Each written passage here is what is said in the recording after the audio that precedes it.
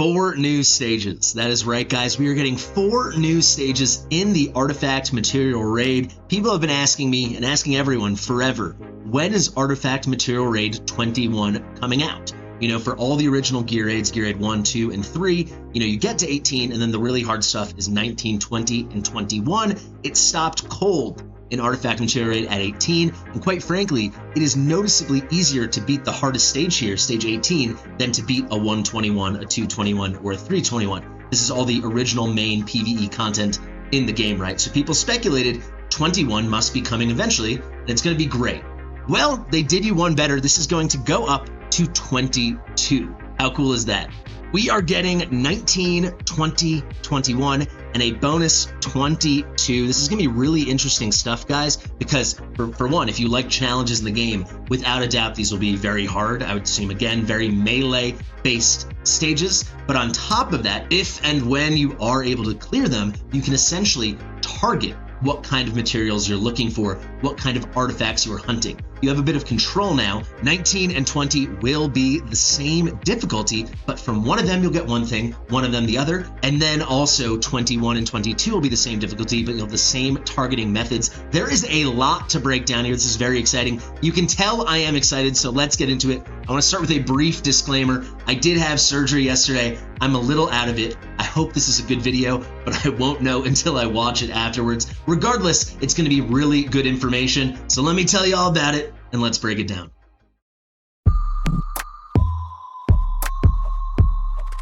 Fastidious. Fastidious. All right, off to the races, guys. How the heck are you? I am Fastidious. If this is your first time here, please subscribe to the channel. It means a lot. Without further ado, let's talk about what is coming. A huge thank you to Seamus, who has a Forerunner account, and whenever there is a Forerunner update, he sends it to me. I usually do not cover all the Forerunner updates because I like to wait until I know things for sure are coming to global. This is one of those things I do already know for sure. I've heard a ton about it behind the scenes. I am so excited for Artifact Material Raid. You'll see here it says Guild War. I have the full Forerunner notes. I'm going to give an extremely abridged version of everything that doesn't have to do with the Artifact Material Raid, but we're really going to dive deep and put our effort into 19, 20, 21, and 22. 22, the bonus 22 has got me going for Artifact Material Raid. So, my friends, what is going on here? People have long pined for higher difficulties, I think just for the challenge, but also wanting that you could get Gleaming Meteorite. These are the special ones you get from the Void Rift, or some of you buy in the shop, that they might drop if they ever added 19, 20, and 21. We didn't know 22 was coming, have I mentioned that? But if we ever added new stages, then maybe they would drop the Gleaming Meteorite. This is how, using those Gleaming Meteorite, that's how you forge the exclusive artifacts in this game, which over time are only becoming more and more important and more exclusive. They are hard to get because they keep adding to that pool. I'm actually gonna have a video come out probably tomorrow. I've done a bunch of research showing how much harder it is to target specific exclusive artifacts now because the pool of exclusive artifacts continues to grow and grow and grow. So sniping that Hex artifact, I got it the first time I ever did exclusive forging. I knew it was rare then. I had no idea how rare it would become now as that pool of exclusive artifacts grows and grows and grows. But alas, we are not getting Gleaming Meteorite in 19, 20, 21, and 22. We're getting something very different, something that I think is more balanced, because if you could just endlessly farm as much Gleaming Meteorite as you wanted, every big whale and kraken in the game pretty quickly would have every exclusive they wanted forever. I mean, you could just farm it up, spend your diamonds, get your stamina, cook, you know, and it would create a huge gap. Instead, what they're doing is something very interesting, which I did not anticipate, and it is a form of targeted farming for artifacts. Essentially, they are dividing the pool of normal artifacts, so non-exclusive artifacts, into 2 groups. We have our melee artifacts, so these are the ones for the fighters and the tanks, the defenders, and we have our platform artifacts, so these are for the healers, the marksmen, and the mages. The marksmen and the mages. So how's it going to work? Basically, we're getting 2 new forges, right? Currently, we have our Artifact Forge and our exclusive Artifact Forge. We're going to get something called the Titan Forge and the Wisdom Forge, and it will be right over here. So if we head back into our game, y'all are going to see we've got our little Forge button, right? You can go here, and we have got our Epic Forge, our Legendary Forge, our Mythic Forge, and our Exclusive Forge. So the Epic Forge, you can only get epics with a small chance at getting legendary artifacts. Legendary, you can get everything, but heavily weighted towards the epics than the legendaries. Tiny chance for a mythic. Mythic, still the same 3, but a much higher chance, 4 times more likely than legendaries to snag a mythic. But all these 3 forges only give you normal artifacts. Then we got an exclusive forge, which do include all of the normal artifacts besides the epics. You can only get mythic, exclusive mythic, and legendary here, but then also all the exclusive artifacts in the game. So if we click here, oh look, Lysier's exclusive. If we look here, oh look, Arrogance is exclusive. You get it, right? On top of that, you can still get your normal mythics, your normal legendaries. Now we're gonna get 2 new buttons right over here, right? Probably exclusive forge will stay on the bottom, I don't know, but we'll get the Titan Forge and the Wisdom Forge. Essentially, if you're farming 19 or 21 in the new artifact material raid stages, you will get something called Titan Meteorites, and you can use those in the Titan Forge. And then if you are farming 20 or 22, you will get Wisdom Meteorites, and those will be used in the Wisdom Forge. Basically, the Titan Meteorites and the Titan Forge guarantee that whatever normal artifact you get, so it can't be an exclusive, or at least to our knowledge right now, it cannot be. I do not anticipate it can be, but you are guaranteed that it will be for a melee unit. So the Titan Forge, the Titan Meteorites guarantee you that the artifacts you get, right? And I'm almost sure these will have a 0% chance to get epics, because otherwise there's no specificity. So I think it won't be the rates like this. I am anticipating perhaps something closer to like a 50-50 split between legendary materials and mythic materials with no chance at epics. It's hard to say for sure now. We won't know that yet. But essentially you'll be over here, and when you do hit those legendary and mythic artifacts, they are guaranteed to be of the class that corresponds to that forge. So for Titan, it will be an artifact for tanks or for fighters, for your melee units. So something like Slayer's Malice and Death Knell totally can fall, right? Fighter artifact, tank artifact. But if we look over here, Taunting Gaze, Nineveh's Mercy, or Spellcaster's Echo, we have Marksman artifact, Healer artifact, and Mage artifact. Those are our 3 platform classes. Those cannot be forged in the Titan Forge. Likewise, when you're in the Wisdom Forge over here, you can only get those platform things. So let's look at our mythics now. Obviously, you'll get legendaries and mythics, but you will not be able to get something like a Regal Crest or a Wailing Skull, because those are for a tank and a fighter respectively, right? Those are for melee units. And though the Titan Forge will be for those melee class units, the Wisdom Forge is for the platformers. So you're gonna get something like a Spirit Siphon, because that's a marksman artifact, a Bright Root Ring, because that's a healer artifact, or a Heaven's Rage, because that is a mage artifact.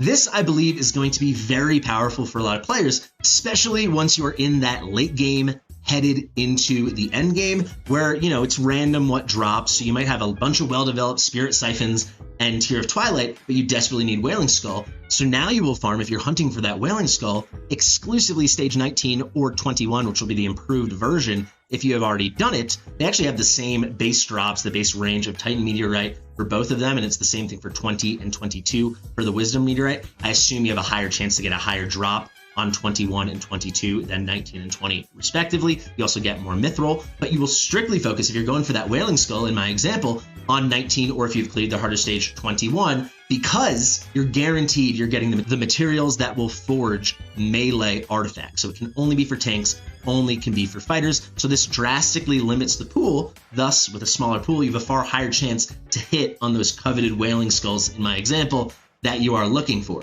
Likewise, if you've maxed it all out and you've beaten everything through 22 in this example I'm about to give, and you really want a Golden Scarab, this is exactly the position I was in a couple months ago as I was heading into the end game, and I could not, for the life of me, for a very long time, get a Golden Scarab healer artifact to drop. I would have hammered stage 22 while ignoring stage 21, because I was good on my Wailing Skulls and my Bastion Rings, stuff like that, my fighter and tank artifacts, but I really needed Golden Scarabs. Here I limit it to just 3 classes of artifacts, just the platformers, mages, marksmen, and importantly for me in this example, healers, and it would really, with a smaller pool, I would have a much higher chance from this material of forging my desired Golden Scarab.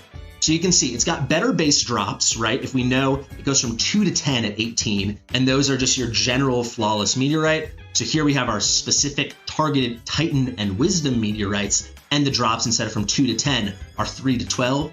So on average, you're getting a little bit more bang for your buck. There is nothing in here about increased cost. So I think that's really, really great. And you can really just target from everything we can tell, right? Just reading through this, see 19 and 20, they both drop 3 to 12. All four of these stages drop 3 to 12. And then slightly less mithril. I do think the drop rates to get the higher amounts, so to get 12 as opposed to 3, will be lower on 19 and 20 than 21 and 22. That just makes sense. But I'm almost certain 19 and 20, while maybe they'll be harder to clear each one, or the stages will be kind of different, that would be really fun. Maybe stage 19 and 21, the Titan stages are more melee based to fit the theme, whereas 20 and 22 with the Wisdom are more platform, mage, marksman, healer based to fit that theme. Who knows? But I'd envision the difficulty levels of 19 and 20 will be very, very close, if not identical. And I guarantee you the drops will be identical, the drop rates. Obviously, getting the Titan or Wisdom will be the difference, but I can't imagine that one will have more improved rates just because 20 is higher than 19. Same thing I believe will go for 21 and 22.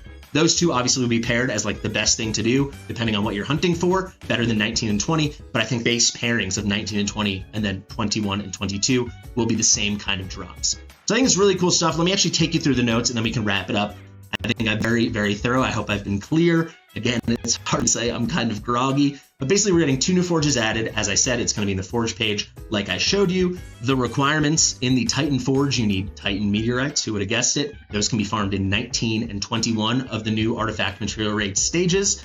And then you can use those to farm specifically artifacts for ground heroes, aka melee heroes, your tanks, your defenders, and your fighters. Then we got the Wisdom Forge. This obviously requires Wisdom meteorites. Those can be farmed on 20 and 22 of our new artifact material stages.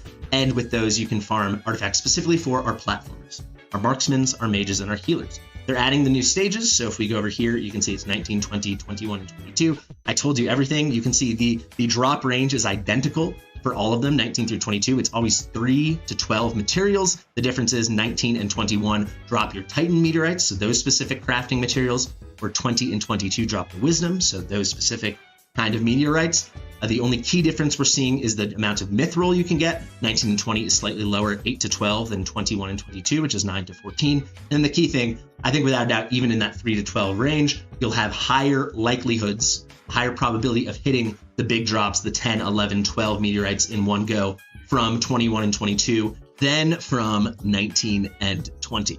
That is everything from the new stages. If that's all you wanted to hear, I hope I was thorough. Let me very briefly continue with the remaining things in the notes, and I will go very fast. So this section actually was titled Artifacts and Gear. So if we look over here, that was all the important artifact stuff, the real juicy juice. We go to number 3, Quick Change. I assume this is going to be an improved version of Quick Equip. It's saying you can add a gear filtering option. So this isn't clear to me, but I'm thinking maybe you can do, if you think it's different, let me know, because I'm not 100%. I'm thinking it's gonna be like if you do like a quick equip or something like that, you can prioritize some gear sets. Again, I don't know for sure, but that's kind of how it reads to me.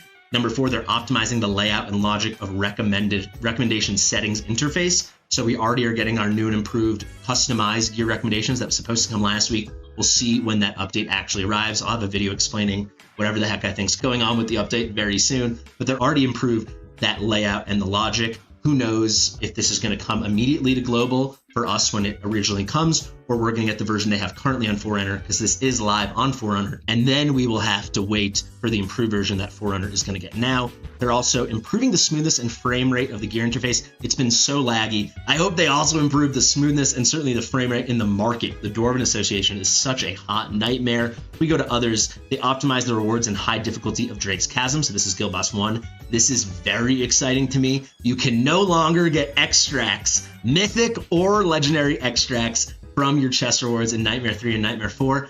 I don't even mind getting them. I mean, it sucks because like you reach the point where you have a stockpile that you have to just constantly donate it in guild donations. The exciting thing is nothing hurts more than when your chest is glowing gold and it's a freaking mythic extract inside. It could have been a legendary soulstone and it is a mythic extract. It is the gut punch of all gut punches every time. Let me know if you agree in the comments. Those are gone at long last. It should have happened forever ago. Added a toggle for skill screen shake effects in settings. That's interesting. I don't know exactly what that means. Maybe it's when you click on your hero in battle and it kind of zooms over. I don't like that camera thing, but I definitely can't say that for sure. Apex Overlord, what an L.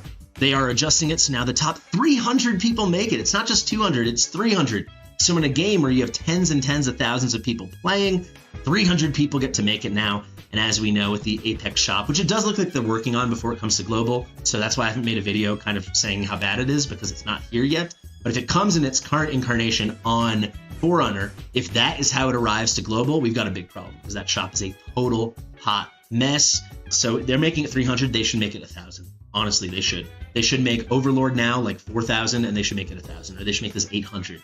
I mean, this is ridiculous to me. 300 players. It's just, I mean, 300 players, the 10 top guilds, if they're all on top of it, those are your 300, something like that. Obviously, some other people squeezing in, but the amount of cheating in Arena too, what a mess. Number 4, adjusted the Arena season calculation time. That doesn't really matter for us global players. Let us continue on to actually page 1. We started on page 2 of the notes, just to wrap it up, make sure we're comprehensive. So this is very fun. They're going to cycle maps. This is something, if you didn't see, I was on Arcturus and Sebastian's podcast, Wars Going On. Such a funny name.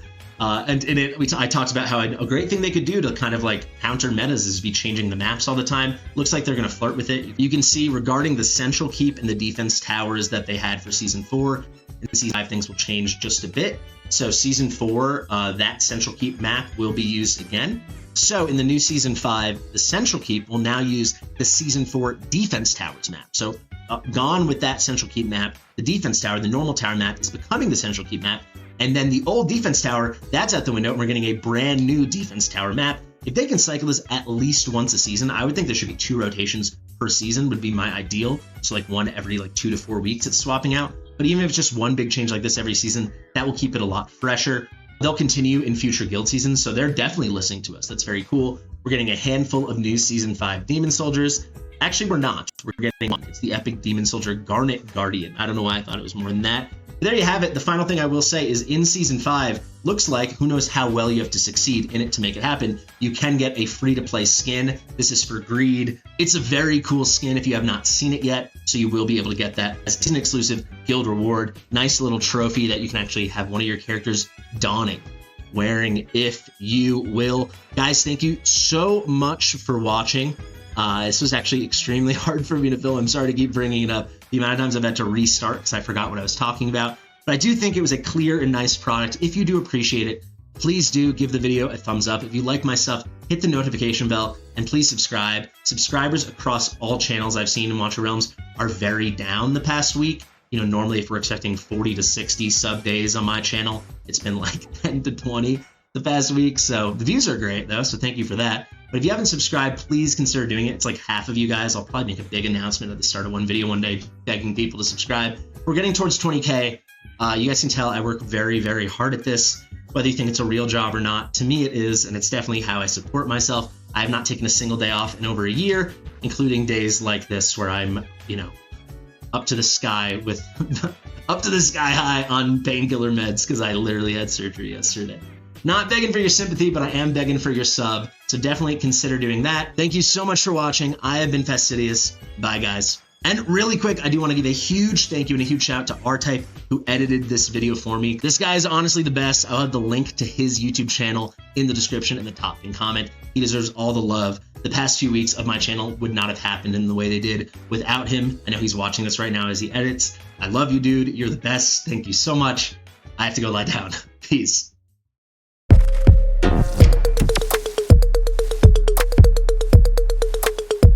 Fastidious.